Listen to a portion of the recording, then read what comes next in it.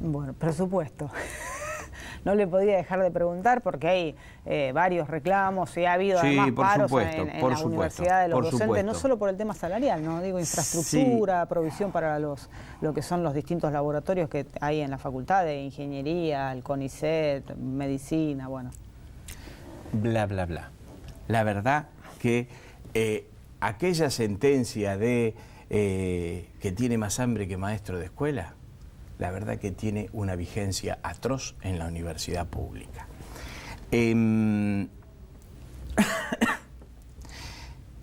No ha estado en la agenda de ninguno de los gobiernos de los últimos años la universidad pública como prioridad.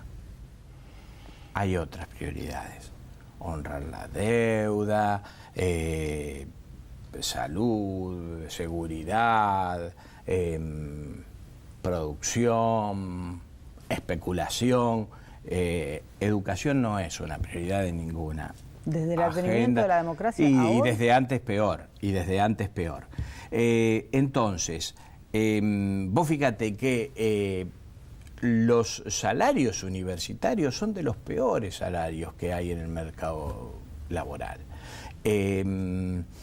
Esto tiene que ver con una postergación, esto tiene que ver con una mirada parcializada de lo que significa la universidad pública, porque la universidad no es una fábrica productora de profesionales, que es el lugar a donde se la quiere poner. La universidad es un resorte estratégico para la construcción de soberanía. El 70% del conocimiento científico del país es producido en la universidad pública. Entonces, como nación, apostamos a eso. Decía Nehru, un presidente de la India: mi país es demasiado pobre como para no invertir en educación. Y sin embargo parece que fuera al revés, y que la educación está a la cola de las prioridades que tienen que tener los gobiernos en inversión. Es un problema, la verdad que es un problema. El presupuesto universitario nunca ha sido suficientemente honrado en función de las capacidades potenciales que la universidad tiene como institución. El salario docente y no docente está retrasado respecto de otros salarios, y no obstante, la Universidad Argentina, al revés que el resto de las universidades de América, genera el 70% de la matrícula profesional del país. En otros países el 70% de la matrícula profesional se genera en la universidad privada. En Argentina el 70% de la matrícula profesional se genera en la universidad pública, pese a los incesantes recortes salariales. ¿Por qué no hay una valoración de esto de los gobiernos nacionales? Yo creo que también alguna cuota de responsabilidad puede tener la propia universidad de no haber desarrollado suficientemente su capacidad de inserción y de apropiación del pueblo del concepto de la universidad. Pero claramente los gobiernos se vienen sucediendo con otras urgencias. No, yo creo que sí en líneas generales, pero bueno, a la hora de las medidas de fuerza de los docentes, de los no docentes, etcétera, la sociedad a veces no acompaña como los universitarios esperaríamos en función de lo que es el potencial de la universidad pública en el contexto de la construcción de nación. Tampoco creo que la gente esté muy preocupada hoy por hoy en la construcción de un proyecto nacional. Creo que hay una cultura direccionada, una construcción cultural direccionada en el sentido de sálvese quien pueda, del individualismo, de la cultura de la antisolidaridad, etcétera, etcétera. Y esa mirada de la educación como una herramienta de ascenso social, de construcción, digo, esa visión, ¿se perdió en la sociedad? Mira, desde el punto de desde el momento en que se proletariza los profesionales se proletarizan, va perdiendo esa visión positiva de herramienta para el ascenso social individual. Pero no es esta nuestra preocupación. Nuestra preocupación es que sin universidad pública fuerte no hay posibilidad de desarrollo científico nacional capaz de garantizar soberanía. Y esto es lo que preocupa. Fíjate vos que el Parlamento Nacional aprueba un presupuesto determinado para el sistema universitario público, y uno de los primeros lugares en donde el Ejecutivo recorta, hace poco, salió en los medios, 3.000 millones de pesos de eso previsto por el Parlamento para resolver algunas otras cuestiones que tienen que ver con el déficit fiscal, etcétera, ¿Cómo se entiende que todos los candidatos a presidente, todos los presidentes hablan de la prioridad de la educación, ahora después recortan ahí? Y bueno, habría que preguntárselos a los presidentes, ¿no? ¿Cuáles son los compromisos con los que llegan y cuáles son las cuestiones discursivas políticamente correctas? Creo que la diferencia pasa por ahí. Es una gran asignatura pendiente la educación en nuestro país y en toda América Latina. Así que los universitarios vamos tratando de hacer nuestros humildes aportes para generar conciencia en favor de la educación. Otra vez vuelvo a algunos países desarrollados o del primer mundo con políticas liberales, pero digo, le dan una valoración a lo que son las universidades públicas o los estudios de sus propios científicos, docentes, extrema, digo, ¿no?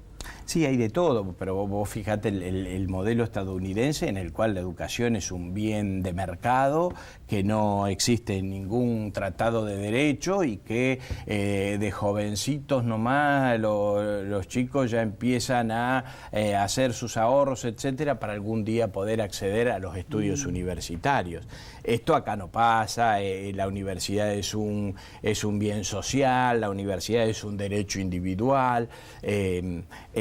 Estaría bueno que también la sociedad pudiera asumirlo como una herramienta indispensable e ineludible para la construcción de soberanía. Esta es la asignatura pendiente. Pero en Argentina y en América Latina en general, el acceso a la universidad está facilitado respecto de otros países del mundo, y ni hablar de Estados Unidos, en el cual está absolutamente atado a las posibilidades individuales de pagarlo. En este marco de la universidad pública y gratuita, ¿hay una discusión o hay posturas distintas con respecto a la cantidad de gente que viene a estudiar de otros países? Y pongamos casos como Brasil, Chile, Paraguay, mucha gente que viene. Y esta discusión, ¿tienen que pagar los extranjeros que vienen a nuestra universidad?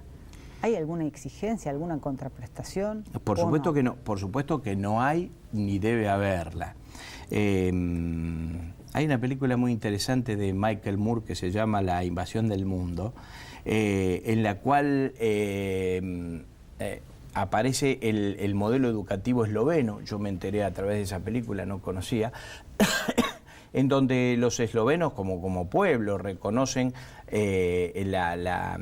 la fortaleza y la capacidad de su universidad pública, a la cual van a estudiar jóvenes de todo el mundo. Y entonces Michael Moore le pregunta, ¿pero no deberían pagar? Y dice, mire, la verdad que mientras están acá pagan, porque la universidad se sostiene por el impuesto al consumo, y mientras están acá estudiando, por supuesto, consumen, así que con su consumo pagan sus estudios, que es lo mismo que nos pasa a nosotros.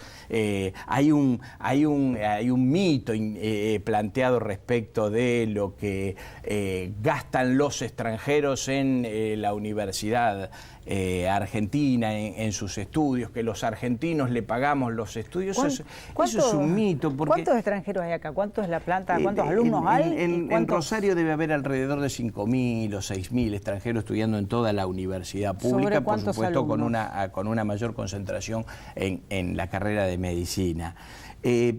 Ahora, intentando jugar con algunos números, al Estado le sale alrededor de 5.000 pesos mensuales un alumno en la universidad pública. Por supuesto que un extranjero que viene a estudiar aporta al erario público más de esos 5.000 pesos en concepto de impuesto al consumo, por lo que consume, alquiler, insumos, impuestos, etcétera, etcétera. Así que el tema de los extranjeros, que primero, si vienen de turista está bueno porque dejan el dinero, pero si vienen a estudiar no puedo entender cuál es la diferencia. Y finalmente, vienen porque nos eligen también. Porque sí, vienen porque es fácil el acceso, bueno, pero nadie ingresa a cualquier lugar solo porque la puerta está abierta. Entonces, vienen porque identifican una calidad educativa que tiene que ver con el prestigio que ha tenido la universidad pública en general y la Universidad Nacional de Rosario en particular. Por eso vienen, por eso nos eligen y nosotros debemos estar orgullosos de eso, no molestos. ¿Exigencia en cuanto al idioma hay? ¿Está pensado algo más sí, específico, para estudiantes que vienen brasileros, por ejemplo? Nuestro Consejo Superior identificó esta dificultad del año pasado cuando a partir de los propios estudiantes o de muchos docentes explicaban la dificultad de comunicación para el desarrollo de planes de estudio aprobados por el Ministerio de Educación en castellano.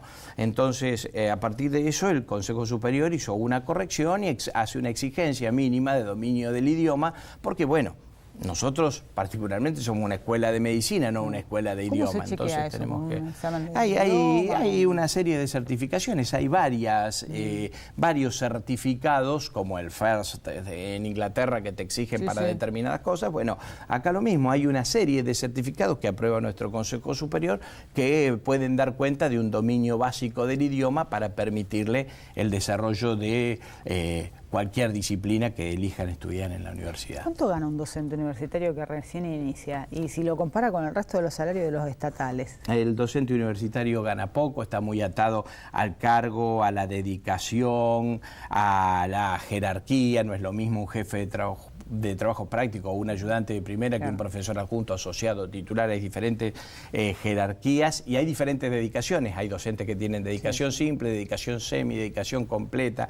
La antigüedad paga bastante, si no fuera por la antigüedad el salario sería insignificante, pero seguramente el mejor docente, el más calificado de todos los cargos con la máxima antigüedad gana mucho menos que cualquier persona, que cualquier otro trabajador en iguales características en otra repartición del Estado.